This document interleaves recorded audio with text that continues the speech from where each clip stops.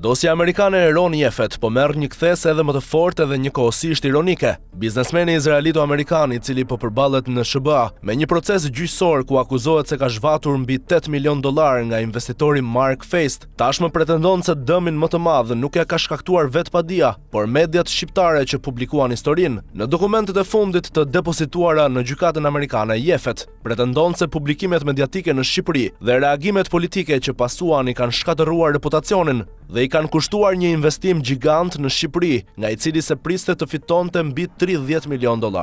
Në mënyrë indirekte, dokumenti pranon se historia e publikuar fillimisht nga pamfleti, edhe më pas e shpërndar nga mediat të tjera, ka prodhuar një tronditje reale për pozicionin e tij në Shqipëri, sipas kundërpadisë të depozituar nga Ron Jeffet ndaj Mark Feist. Biznesmeni izraelit pretendon se Feist ka shpifur kundër tij dhe quajtur mashtrues, hajdut, kriminal, gënjeshtar dhe manipulator, ndërsa këto deklarata sipas tij janë përhapur më pas në Shqipëri nga opozita dhe media, për shkak të deklaratave shpifëse të Feist, të cilat preken edhe faktin se Jeffet njihte kryeministrin dhe ambasadorin shqiptar në Francë. Opozita dhe mediat në Shqipëri morën këto deklarata dhe pretenduan se kryeministri ishte mik dhe bënte biznes me një mashtrues. Historitë e mediave shqiptare u shpërndan gjerësisht në rrjetet sociale shqiptare, bazuar në këto histori të mediave shqiptare, të cilat mbështeteshin në deklaratat e Feist dhe ku ai identifikohej me emër. Jeffet u hoq nga grupi i investitorëve të projektit në Shqipëri, sepse personat që drejtonin zhvillimin menduan se për shkak të historive mediatike nuk mund të rrezikonin miratime dhe financime duke pasur Jeffet si investitor, shprehet ai. Pra sipas vetë dokumenteve të depozituara në SBA, partnerët e projektit në Shqipëri kanë pasur frikë se emri Ron Jeffet mund të krijonte probleme me lejet, financimet dhe miratimet. Në thelb vetë Ron Jeffet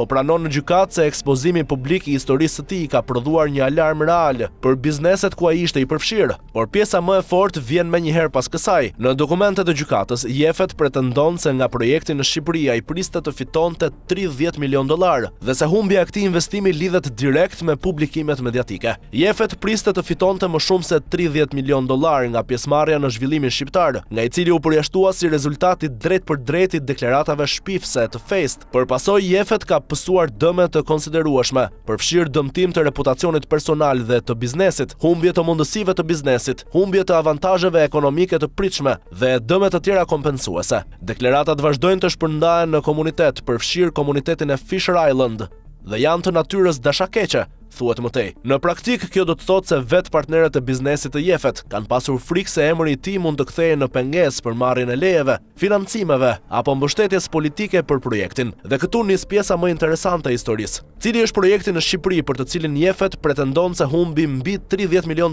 fitime? Dokumenti nuk e identifikon drejt për drejt projektin, por shuma e përmendur tregon se bëhet fjalë për një investim shumë të madh, me peshë politike dhe ekonomike. Pra njeriu që në Shqipëri u fut në industrinë e armëve, mori tender publik dhe krijoi kompani me shtetin shqiptar, tani pretendon në gjykatë se mediat i shkatëruan një mega investim. Në fakt, vetë dokumentet gjyqësore tregojnë se Shqipëria nuk ka qenë thjesht një destinacion biznesi për Ron Jeffet, por pjesë e skenografisë së ndërtuar me kujdes për të impresionuar investitorët. Në padinë fillestare të Mark Feist, përshkruan udhëtime luksoze me avion privat drejt Shqipërisë, takime me Edi Ramën dhe ambasadorin shqiptar në Francë, autokolona me truproja të armatosura dhe qëndrime në komplekse private luksoze. Sipas dokumenteve, Jeffet përdorte pikërisht këto lidhje dhe këtë akses politik për të krijuar idenë se ishte një njeri me pushtet të jashtëzakonshëm në Shqipëri.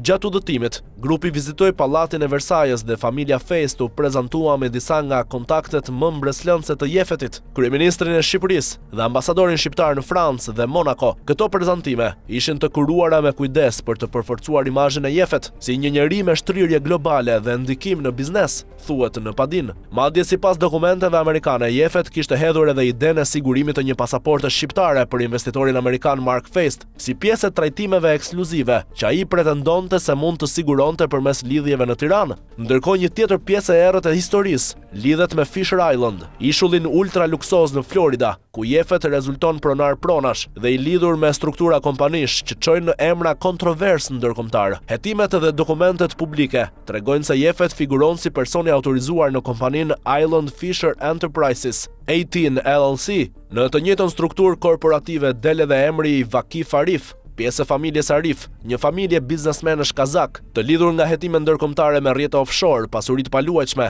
energji dhe marrëdhënie të errta financiare. Kjo është arsyeja pse historia e Jeffet nuk shihet më si një konflikt i zakonshëm biznesi, Në një anë kemi një biznesmen të lidhur me kompanitë e armëve në Shqipëri, me tender publik dhe akses politik në nivelet e larta. Në anën tjetër kemi një dosje amerikane ku ai akuzohet për mashtrim me miliona dollar, ndërsa vetë pranon publikimin e këtyre historive në Shqipëri, se i kanë rrëzuar investimet dhe reputacionin. Ironia më e madhe është se vetë Jefet, i cili sipas dokumenteve përdorte lidhjet politike shqiptare si kartë prestigji për të bindur investitorët amerikanë.